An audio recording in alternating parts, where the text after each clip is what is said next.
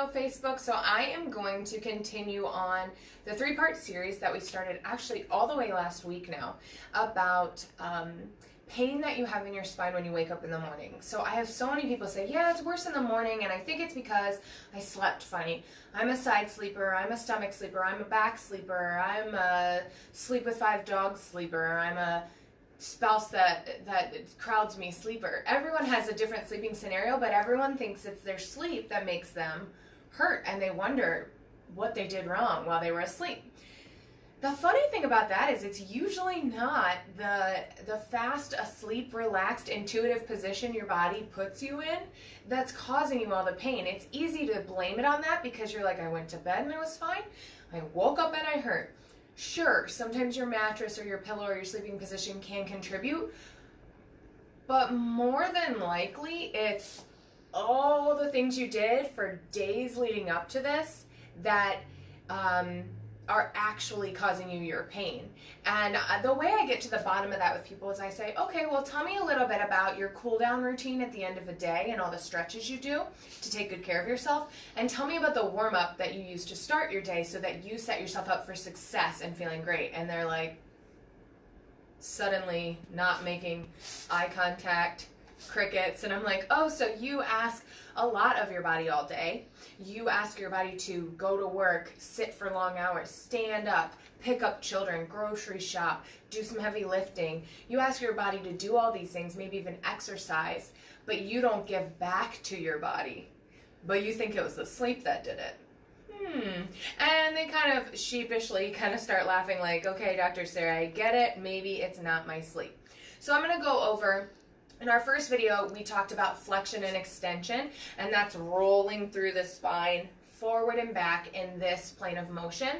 Today, we're going to talk about another plane of motion, which is your side plane of motion, your lateral flexion, side bending. So the reason why side bending can be extra good for you is because your muscles that line your spine go all the way from the base of your skull down to the tip of your tailbone, and they run in a big long pillar. They're called your erector muscles because they hold you erect. They hold you straight up. And so the way that lateral flexion helps your muscles is when you lean to one side is contracting and pulling you and getting worked out and just getting some blood flow to the area. The other side is relaxing and stretching and opening and decompressing. Then when you go to the other side, this side's contracting and pulling, getting nice fresh blood flow, kind of exercising and massaging that spine. And on this side, you're now stretching and relaxing. So if you can visualize that, you'll start to understand how important lateral flexion is for you. When you wake up in the morning, one of the best things to do is move in each direction to check in with your spine. See how you're feeling. Don't forget, you have 3 different regions of your spine, minimum, that you could be thinking about. You also have your pelvis, which is a whole nother animal that we'll probably do a whole nother series on. But your neck, for starters, can lateral flex. So what your neck flexion looks like is dropping your ear towards your shoulder. One thing I see when I say drop your ear towards your shoulder is people go, got it, I touched my ear to my shoulder. That's cheating. You want to leave your shoulder down and you want to let your head just drop heavy. Then when you're in this position, you can reach your opposite arm down towards the floor. So I'm not just standing here like this, I'm reaching my hand down towards the ground. And you can also add your other hand on top of your head for just some light weight. You're not pulling, you're just like letting your head rest on your head with some light pressure to help that stretch. Reach towards the ground, light pressure on the head, and let it fall. That's going to get you a nice stretch along the side of your neck, and that's how you laterally flex your neck to start your day. Then you're going to want to add in some thoracic spine movement, which is about here to here. So you're going to start with the head. You're going to keep your hands on your sides and drop your fingers down your legs to where you at least get to your knee if you can. You should feel an opening and a stretching along this side of the body, and you should just, you shouldn't feel any pain on the right side. If you do, that's a great thing to tell me next time you come to your appointment so I can help you with it.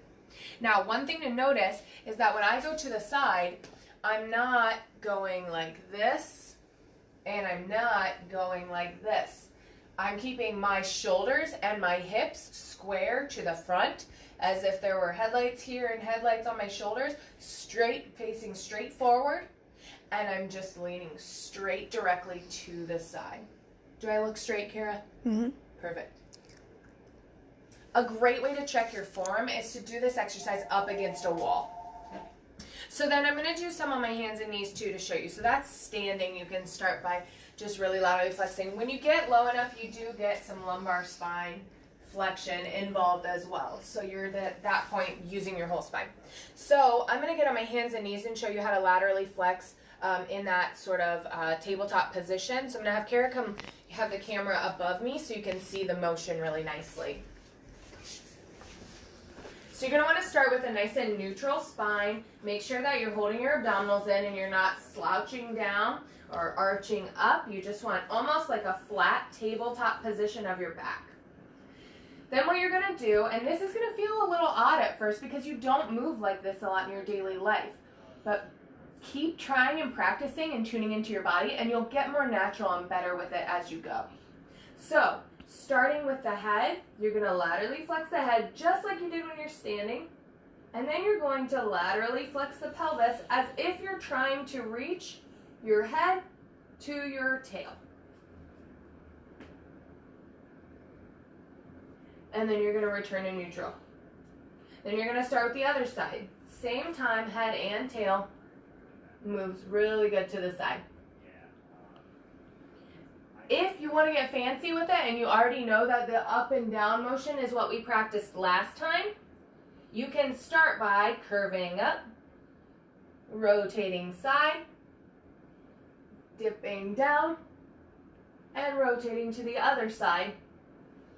And that's a really nice way to get that stretch for your spine in all of the directions. An added stretch for this one, while you're already there in your lateral flexion, is to get the leg involved. So let me show you what that looks like. My sister actually loves this one. She's the one that gave me this idea. So shout out to Elise. Thanks for giving us the suggestion. This is just a nice way to add some additional stretching in your hips.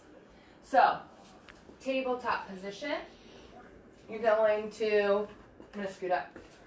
You're going to lengthen your leg out behind you. You're going to laterally flex the body and then just tap the toe on the other side of your hip.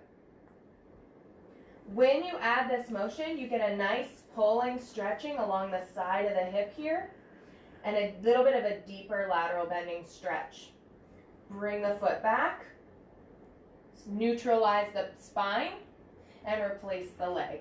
On the other side, and I always recommend curving the spine first, because when you curve the spine first, you know you're getting that lateral flexion already, and then the leg is just adding that additional stretch.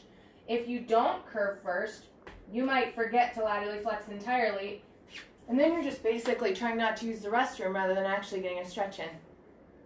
Okay, one more little additional add-on to this exercise is you can find a surface that allows you to get even deeper. And this is the most advanced, so I wouldn't start with this one, but especially my dancers, my athletes, my people with pain on the sides and tight hips, work up to this, but get to it because it's important.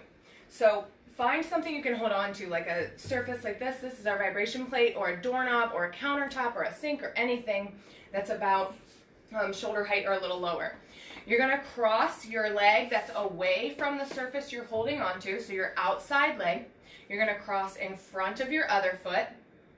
Then you're going to lean away, so see that lateral flexion.